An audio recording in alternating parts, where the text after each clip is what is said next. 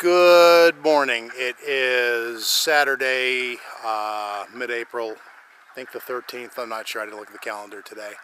I had made plans to go to a historical place in New York over the border today, but with the weather looking somewhat iffy, I changed my plans, and that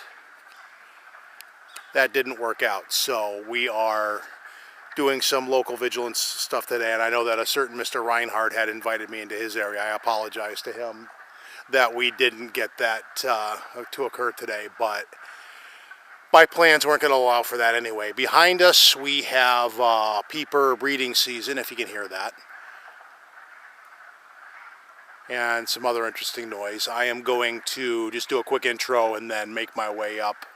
The mission today basically is the same as it was the other day, to see if there's any residual activity in the area. It's been quiet for the last few weeks, so I'm kind of growing skeptical that they're still in the area, but you never know. So we're going to get moving and enjoy the peepers for one last second, and then we're going to get going. All right, thanks.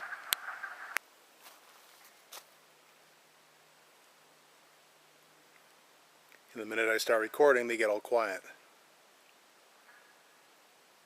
Or not.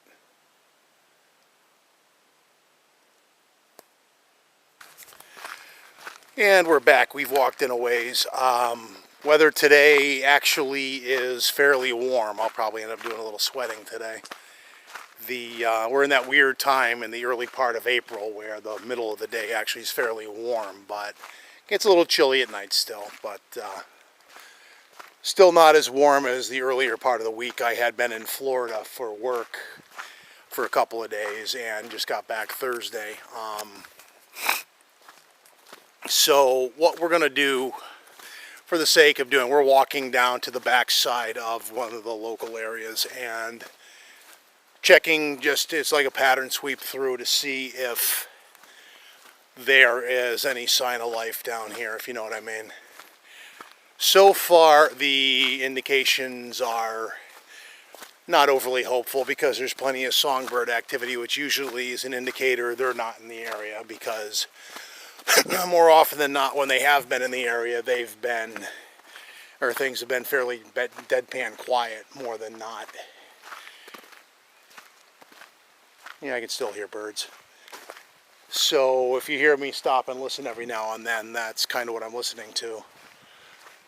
Another indicator I kind of notice, or I mentioned the peepers before, because in the past, in the April time frame, we've had occasion, in this being in the Adirondacks, where we were walking along a area with peepers, and we were not the cause, in my opinion, but the peepers all went dead quiet, like something had spooked them or something, and so we kind of perked up. It only happened for a little bit, but it was an interesting time. Other than that, I wanted to also, I guess, just mention some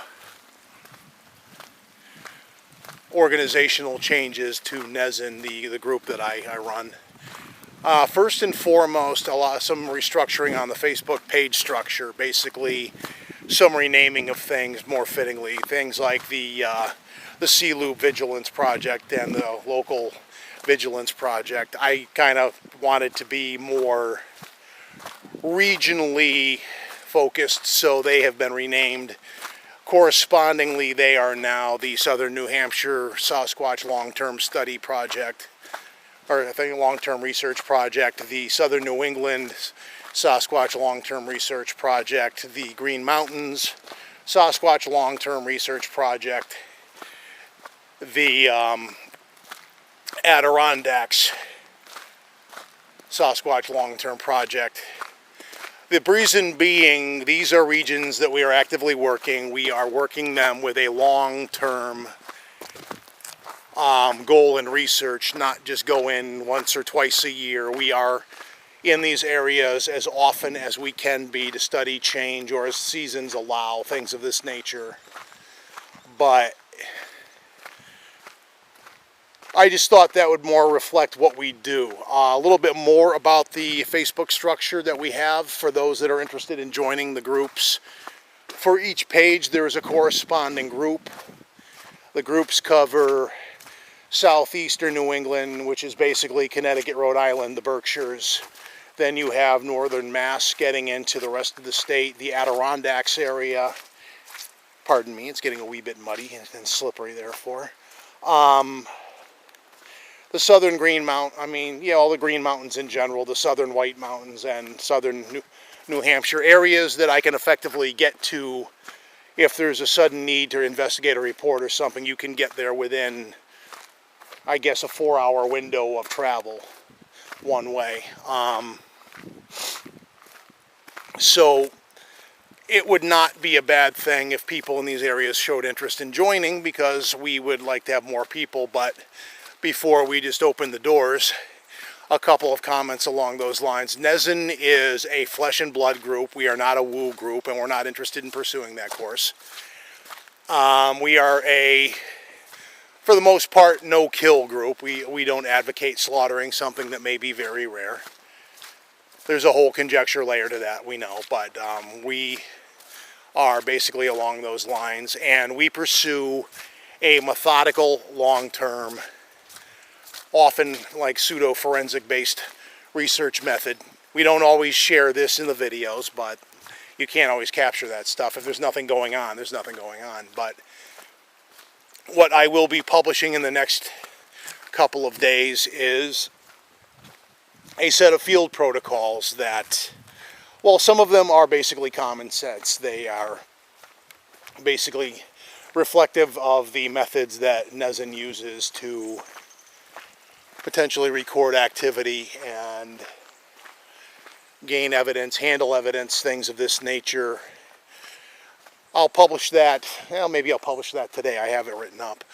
And beyond that, there's, as I said, there is a circle of groups, each one for each state. There's one for New Hampshire, one for Massachusetts, one for Vermont, one for the Adirondacks, one for southern New England, and one for Maine and eastern Canada.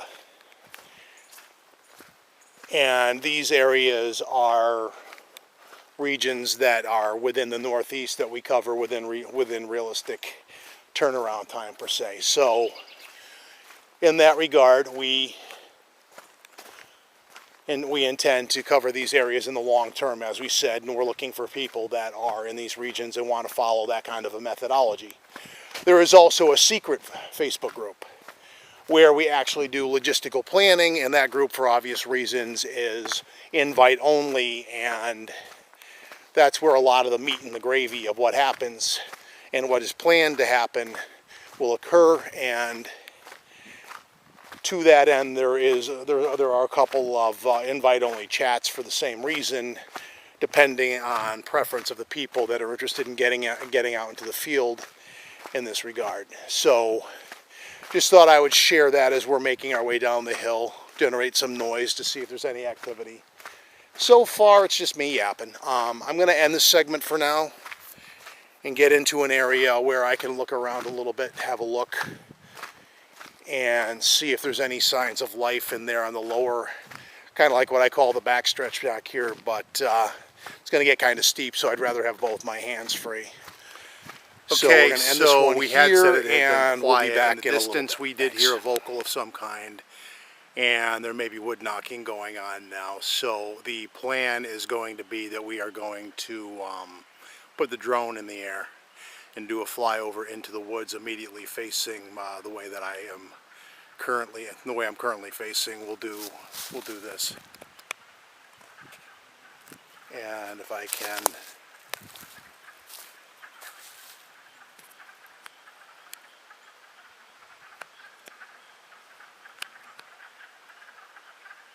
if the camera will play nice, basically behind.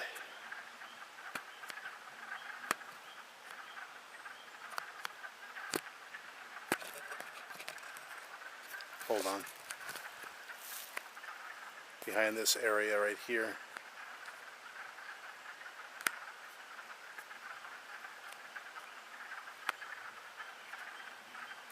Okay. So,